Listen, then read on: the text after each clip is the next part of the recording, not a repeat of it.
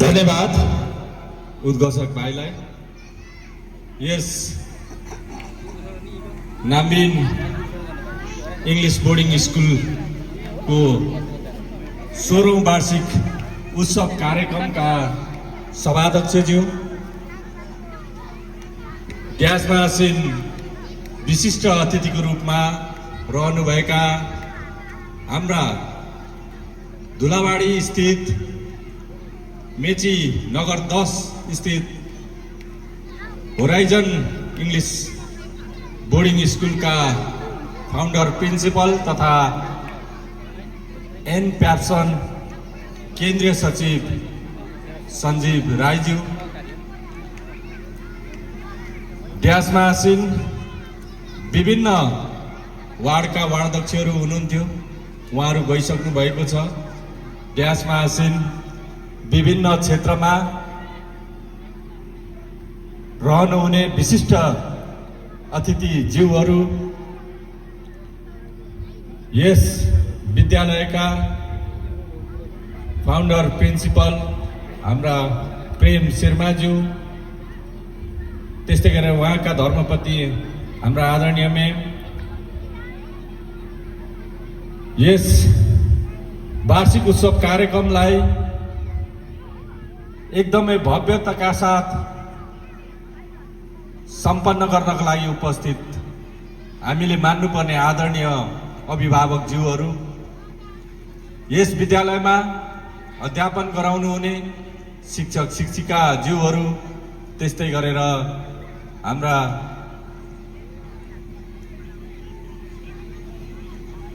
East horizon विद्यालयबाट पाल्नुहुने आदरणीय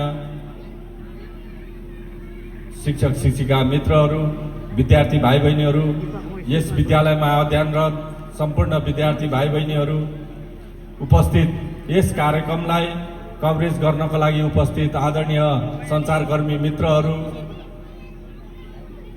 विभिन्न क्षेत्रबाट पाल्नुभएका आदरणीय व्यक्तित्वहरू, आज यस 16औं वार्षिक उत्सव कार्यक्रममा उपस्थित सम्पूर्ण आदरणीय महानुभावहरूमा म शिवसतासी नगरपालिकाको तर्फबाट र मेरो व्यक्तिगत तर्फबाट यस विद्यालयको अब आउने शैक्षिक सत्र लगायतका सम्पूर्ण यसका गतिविधिहरू र आगामी दिनमा यसले अझै प्रगति उन्नतिको पथतर्फ लम्कियोस् भन्ने म हार्दिक शुभकामना व्यक्त गर्न चाहन्छु।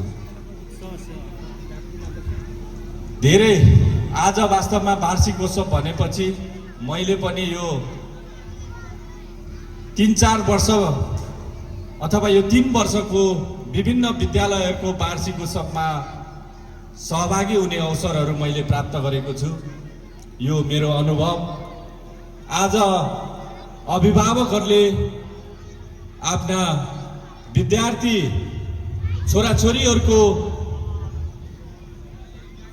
विद्यालयबाट प्राप्त गरेका, त्यहाँबाट फेसलेट भएर उहाँहरूले सिकेका र उहाँहरूसँग भएका आफ्ना प्रतिभाहरूलाई आफ्ना गार्जियन्सहरूको अगाडि मञ्चमा उभिएर, चाहे त्यो डान्सिङ होस्, चाहे त्यो सिङ्गिङ होस्, चाहे त्यो अन्य अभिनय एक्टिङ होस्, यी धेरै आफ्ना पर्सनल प्रतिभाहरू पनि देखाउने एउटा उत्सव हो, अवसर हो र आफ्नो छोराछोरीहरूले गर्दै गरेको प्रगतिहरू आज हेर्ने, सुन्ने, देख्ने एउटा महोत्सव उत्सव जस्तो पनि हो र आफूले खाइ नखाई आफ्ना छोराछोरीहरूलाई लगानी गरेको लगानीको अवस्था कस्तो छ भन्ने त्यसलाई मूल्याङ्कन गर्ने अभिभावकहरूको पनि आज एउटा अवसर हो। वास्तवमा मैले धेरै विद्यालयहरूमा यो वार्षिक उत्सवमा जान्छु। अघि हाम्रा धेरै सामुदायिक विद्यालयहरू छन्, संस्थागत विद्यालयहरू छन् र मलाई लाग्छ अलि केही संस्थागत विद्यालयमा अभिभावकहरू अलि बढी उपस्थित हुने, आफ्ना छोराछोरीका क्रियाकलापहरूमा नजिकबाट हेर्ने, सुन्ने र ग्रहण गर्ने मैले पाएको छु। अझै पनि सामुदायिक विद्यालय सरकारी विद्यालयहरूमा त्यो अवस्था न्यून रहेको छ र त्यसकारण पनि होला हामीले धेरै कुराहरू सामुदायिक विद्यालयमा प्रगति उन्नति शैक्षिक गुणस्तरहरू हामीले प्रदान गर्न सकिरहेका छैनौँ।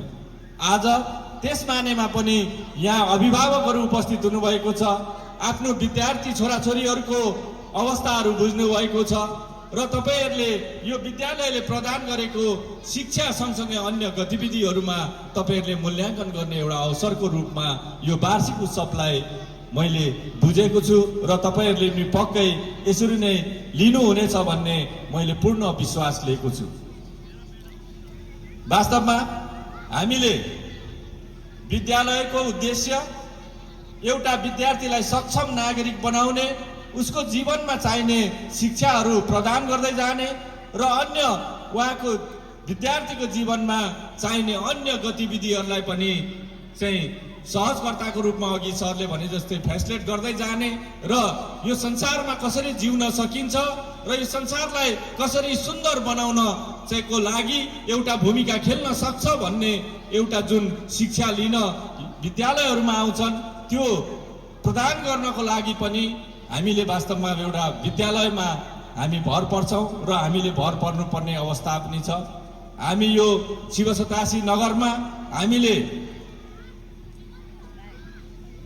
हेर्दै गर्दाखेरि यो एउटा नगरपालिका भए पनि गाउँै गाउँले भरिएको र हामी खेती किसान गर्नेहरूको छोराछोरीहरू पनि चाहिँ धेरै रहेको हुँदा हामीले भने जति समय पनि हामीले चाहिँ घरमा दिन नसकेको अवस्थामा जुन विद्यालयहरूले जुन प्रदान गर्ने शिक्षामाथि हामी अलि बढी निर्भर रहेको हुँदाखेरि पनि हामीले चाहिँ विद्यालयमा रहेका आफ्ना छोराछोरीका गतिविधिहरूलाई पनि हामीले सदैव वार्षिक रूपमा यसरी आउने र अन्य अर्धवार्षिकी अथवा हप्तामा एकपल्ट 15 दिनमा एकपल्ट सकिन्छ भने हामीले दैनिक रूपमा आफ्ना छोराछोरीहरूको गतिविधिलाई पनि हामीले नजिकबाट विद्यालयमा सम्पर्क गरेर यसका व्यवस्थापन सँगसँगै शिक्षक शिक्षिकाहरूसँग र प्रिन्सिपलहरूसँग सहकार्य गरेर हामीले विद्यार्थीहरूको चाहिँ पठन पाठनमा निगरानी गर्ने हो भने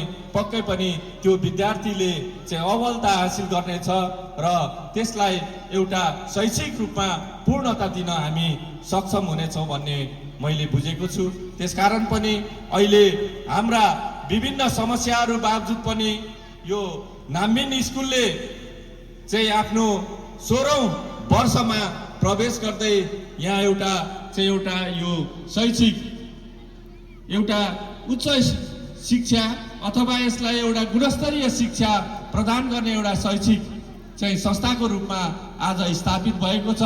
यहाँका आम अभिभावकहरूले आम नागरिकहरूले यो विद्यालयप्रति चाहिँ विश्वास चाहिँ प्राप्त गरेको छ। अभिभावकहरूले को विश्वास यो विद्यालयले जित्न सकेको छ र यसलाई अनवरत रूपमा अगाडि बढाउन यहाँका प्रिन्सिपल व्यवस्थापन सँगसँगै शिक्षक शिक्षिकाहरूले खेल्नु भएको भूमिकाप्रति म नगरपालिकाको तर्फबाट पनि हार्दिक हार्दिक बधाई तथा धन्यवाद ज्ञापन गर्न चाहन्छु। वास्तवमा हरेक क्षेत्रहरूमा अहिले चुनौतीहरूले चाहिँ जताततै हामीलाई छोपेको छ। यहाँ चुनौतीहरू संस्थागत विद्यालयहरूमा पनि धेरै चुनौतीहरू छन्। भौतिक पूर्वाधारहरू हामीले बनाउनु पर्ने हुन्छ, त्यो सँगसँगै हामीले शैक्षिक गुणस्तरहरू पनि प्रदान गर्नुपर्ने हुन्छ र त्यो सँगसँगै हामीले चाहिँ विभिन्न चाहिँ क्षेत्रमा रहेका आदरणीय व्यक्तित्वहरूको चाहिँ विश्वास जित्नुपर्छ। त्यो सँगसँगै गार्जनहरूको विद्यार्थीहरूको एउटा विश्वास जित्नुपर्छ र त्यो विश्वास जित्नको लागि अनेकन मेहनतहरू विद्यालयमा रहेका सम्पूर्ण चाहिँ शिक्षक शिक्षिका लगायतका सम्पूर्ण चाहिँ यस विद्यालयलाई हाँक्ने टिमले चाहिँ मेहनत गर्नुपर्ने हुन्छ। आज जसोतसो हामीले चाहिँ विद्यालयहरूको शैक्षिक परिस्थितिहरूलाई खास गरेर हामीले सामुदायिक विद्यालयहरूमा एउटा खस्कन्दो अवस्था छ। त्यो खस्कन्दो अवस्थाको र त्यसलाई उठाउने प्रयासहरू हामीले गरिरहेका छौँ।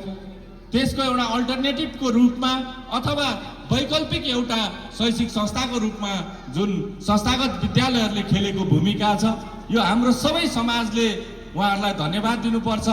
आज हामीले चाहिँ सामुदायिक विद्यालयबाट प्राप्त नगरेको शिक्षा अथवा त्यो किसिमका स्ट्यान्डर्ड रूपमा हामीले जुन त्यो स्तरको हामीले जुन प्राप्त गरिरहेका छैनौँ, आज संस्थागत विद्यालय बोर्डिङहरूले एउटा विश्व स्तरीय शिक्षाहरू प्रदान गर्ने कोसिस गरिराख्नु भएको छ र उहाँहरूलाई पनि हामीले सञ्चालक समिति, यहाँ स्कुल चलाउने व्यवस्थापन समितिलाई पनि हामीले धन्यवाद दिनुपर्छ।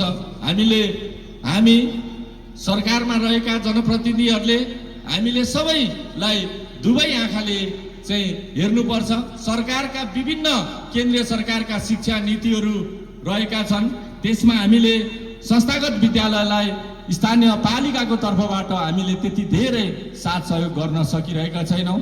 पक्कै पनि यहाँ पढ्ने विद्यार्थीहरू यसै क्षेत्रका यसै नगरका रहेका हुन्छन् र पनि हामीले नगरपालिकाबाट दिने सेवा सुविधाहरू चाहिँ संस्थागत विद्यालयमा अनेकन नियम कानुन विधि व्यवधानहरूले कार्यविधिहरूले हामीलाई छेकिरहेको हुन्छ। हामी प्रयासरत छौँ। हामीले कम्तीमा पनि अहिले धेरै स्थानीय पालिकाहरूले यहाँका शिक्षक शिक्षिकाहरू सामुदायिक विद्यालयका शिक्षक शिक्षिकाहरू बीचमा अन्तर्क्रिया गराउने, एकै ठाउँमा विभिन्न किसिमका चाहिँ तालिमहरू प्रदान गर्ने देखिका अन्य कार्यक्रमहरूमा पनि सामूहिक रूपमा गर्नेछौँ। पक्कै पनि त्यसले चाहिँ एउटा शैक्षिक क्षेत्र भएका अनुभवहरूलाई आदान प्रदान गर्ने एउटा मौकाको रूपमा रहनेछ र हामीले धेरै अहिले केन्द्रीय शैक्षिक नीति नियमका अनुसार हामीले धेरै कुराहरू संस्थागत विद्यालयहरूमा गर्न सकिरहेका छैनौँ। यहाँ पनि सबै चाहिँ आम नागरिकका छोराछोरीहरू पढिरहेका छन् र यहाँहरूले पढाइराख्नु भएको छ र त्यसको लागि तपाईँहरूले अनेकन मेहनतहरू गरिराख्नु भएको छ। आफ्ना छोराछोरीको फी तिर्नको लागि, उहाँहरूको ड्रेस अन्य विषयमा व्यवस्थापन गर्नको लागि यहाँहरूलाई म धन्यवाद दिन चाहन्छु। यहाँहरूले आफ्नो छोराछोरीहरूलाई एउटा चाहिँ गुणस्तरीय शिक्षा प्रदान गर्नको लागि संस्थागत विद्यालयहरूमा जुन पढाइराख्नु भएको छ, हामी त्यसका कुनै पनि हिसाबमा हाम्रो तन मन नगरपालिकाको पनि चाहिँ त्यहाँ निगरानी सबै रहेको छ र हामी पनि सकेसम्म संस्थागत विद्यालयमा दिनु सकिने फेसिलिटीहरू, दिनु सकिने सहायताहरू हामी दिने प्रयास गरिरहेका छौँ र म धेरै कुरा राख्न चाहन्न। आज नाम्बिन स्कुलले 16औं वर्षमा प्रवेश गरेर यसले आफ्नो एनिभर्सरी अथवा यसको वार्षिक उत्सव चाहिँ मनाइरहेको छ। हामीले पक्कै पनि यो विद्यालयको प्रगति उन्नतितर्फ हामी सबै अभिभावकहरूको, यस क्षेत्रमा रहने सम्पूर्ण सङ्घ संस्थाहरू, बुद्धिजीवीहरू, अग्रज व्यक्तित्वहरूले हामीले साथ सहयोग गर्नुपर्छ। आज नाम्बिन स्कुलका चाहिँ फाउन्डर प्रिन्सिपल हाम्रा आदरणीय व्यक्तित्व प्रेम शर्मा सर चाहिँ आफ्ना शरीरमा मृगौला प्रत्यारोपण गरेर उहाँले स्वास्थ्य लाभ लिइराख्नु भएको छ।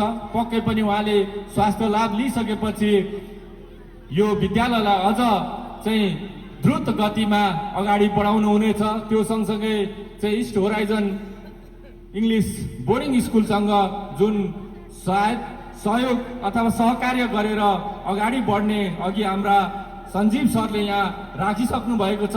पक्कै पनि त्यो एउटा उच्च स्तरको चाहिँ बोर्डिङ स्कुलसँग सहकार्य गरेर यो विद्यालयलाई अगाडि बढाउँदाखेरि पक्कै पनि शिव सतासी नगरमा एउटा नाम्बिन स्कुल पनि एउटा चाहिँ अत्यन्तै अग्रभागमा रहेर यसको चाहिँ 1 नम्बरमा रहेर आगामी दिनमा यसले आफ्नो पठन पाठनहरू, शैक्षिक गुणस्तरहरू सुधार गर्दै जाओस् र यसले सोचेका प्रगति उन्नतिहरू पनि प्राप्त गरोस् भन्ने म शुभकामना पनि दिन चाहन्छु। र यसै सँगसँगै अब आउँदै गरेको नववर्ष 2082 सालको चाहिँ आगमनले यस विद्यालयको प्रगति उन्नति सँगसँगै हामी सबै चाहिँ नेपालीहरूको चाहिँ सुस्वास्थ्य, दीर्घायु, सुख शान्ति समृद्धि चाहिँ हामीलाई प्राप्त होस् भन्ने सबैमा शुभकामना व्यक्त गर्दै मेरो भनाइलाई अन्त्य गर्न चाहन्छु। धन्यवाद, नमस्कार।